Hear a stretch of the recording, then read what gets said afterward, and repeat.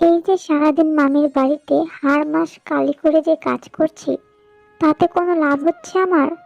কতদিন ধরে মামিকে বলছি আমার শরীরটা অসুস্থ, আমাকে একটা ওষুধ নিয়ে এসে দাও। কিন্তু না, কে শোনে কার কথা?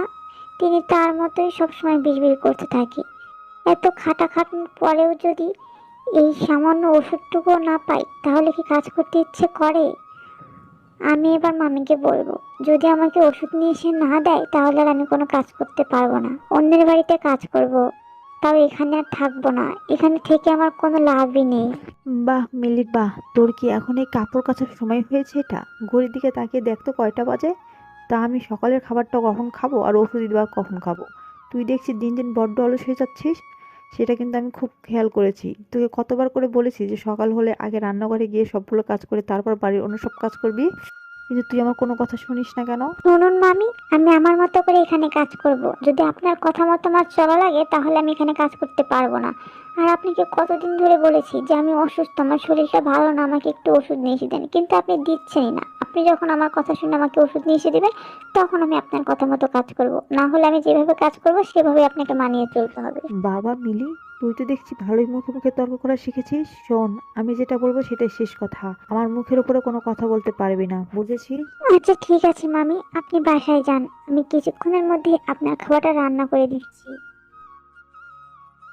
রে মা, তোর সব কাজ তো শেষ হয়ে গিয়েছে, কিন্তু তুই এখনো যে ঘুমোতে যাসনি।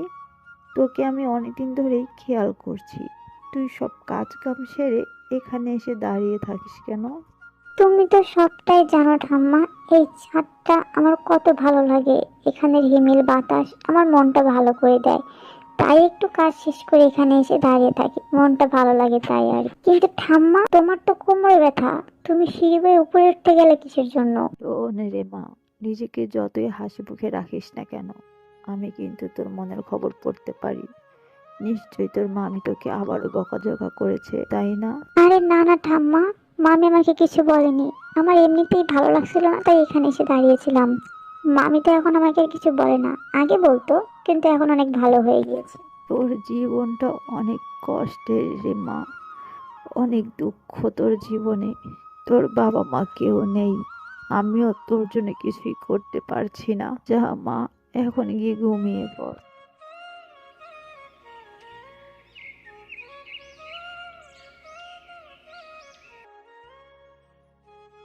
বাহ বাবা বাহ, মেয়ের কাণ্ড দেখো, এখনো চুলোয় আগুন ধরায়নি, আবার এখানে বসে থালা বাসন মাজছে। তার চুলোয় আগুন কখন জ্বালাবি শুনি? কে জ্বালাবে সেটা? তোর মরা বাপ নাকি মরা মা? যা যা যা, আগে চুলোয় আগুনটা ধরিয়ে রান্নাটা কর, তারপর ঘরের বাকি কাজ করবি।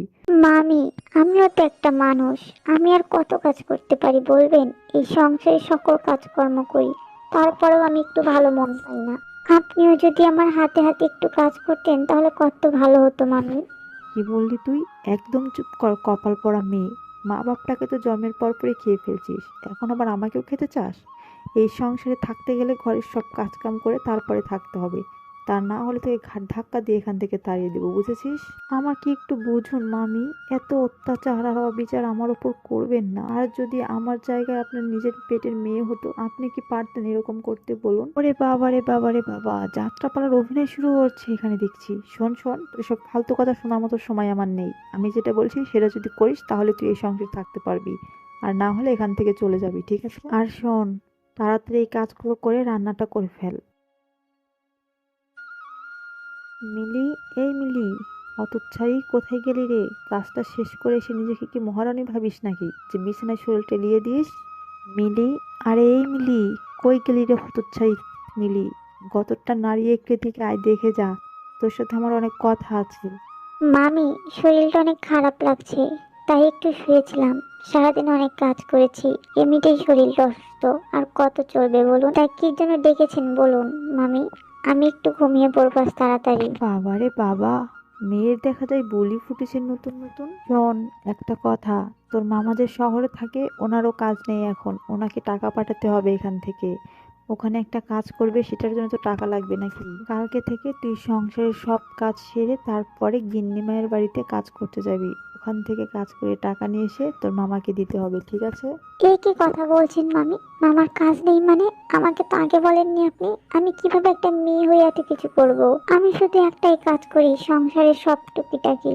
আমাকে একটু দয়া করুন মামি। আমি এত কিছু সামলে কিভাবে টাকা ইনকাম করব? আমার পক্ষে এত সম্ভব না, আমার শরীরটা এমনিতেই ভালো না। চুপ কর হতচ্ছাড়ি, আমি যা বলছি তোকে তাই করতে হবে। তুই আগামী মাসেই কাজের টাকা নিয়ে এসে আমাকে দিবি, ব্যাস। এখন এখান থেকে চলে যা। আর শোন, আমার রাতের খাবারটা দিয়ে যা। ছোটবেলায় তোকে তোর বাপ মা রেখে তো অক্কা পেল, এখন আমরা তোকে লালন পালন যখন করে বড় করেছি, তোর একটা দায়িত্ব আছে না আমাদের উপরে? সেই দায়িত্বটাই পালন কর। শুধু শুধু শুধু নেখা কান্না করবি না, ঠিক আছে? ঠিক আছে মামি, আমি আপনার কথা বুঝতে পেরেছি। আমি কাল সকালে গিন্নি মায়ের বাড়িতে কাজ করতে যাব। আর ভালো লাগে না, সবাই শুধু আমাকে বকা দেয়, কষ্ট দেয়। আমি আর বেঁচে থেকে কি করব? মা, বাবা, তোমরা কেন আমাকে এখানে রেখে গেলে? তোমাদের সঙ্গে আমাকে কেন নিয়ে গেলে না? আমার যে আর এখানে ভালো লাগছে না। এই মেয়ে, তুমি এখানে বসে থেকে কান্না করছো কেন? কি হয়েছে তোমার? আমাকে বলো। কে? কে তুমি? হলাম জলপরি, কিন্তু তুমি এখানে বসে থেকে কান্না করছো কেন? তোমার কি হয়েছে? তুমি আমাকে বলো। এরপর মিলে সব কথা সেই জলপরীকে খুলে বলে। ও আচ্ছা, বুঝলাম। আমি তোমাকে একটা কলস দিচ্ছি, তুমি এটা বাড়িতে নিয়ে যাও এবং তোমার মামিকে এটা দাও। দেখবে তোমার সব দুঃখ কষ্ট ঠিক হয়ে যাবে। কিরে পোড়ামুখ মেয়ে, তা সকালে উঠে তুই কোথায় গিয়েছিলি শুনি? তোর রান্না আজকে কাছে যাওয়ার কথা ছিল, আর তোর হাতে ওটা কি? হ্যাঁ, কোথা থেকে নিয়ে আসলি এটা আবার? মামি, এটা আমাকে জলপরি দিয়েছে। এর কাছে তুমি যা চাইবে তোমাকে তাই দেবে। কি বললি, কি বললি? সত্যি সত্যি যা চাইবো তাই দেবে? তাহলে আমি চেয়ে দেখি তো আমাকে দেয় না। এই যে কলস, তুমি আমাকে অনেক সোনা দানা হীরা মুক্তা জহরত এগুলো দাও দেখি। আরে বা, এসে দেখি সত্যি সত্যি আমাকে এগুলো দিল। মিলি, তুই এতদিন পরে একটা কাজের কাজ করেছিস, তোকে আমি আর বকা দিব না।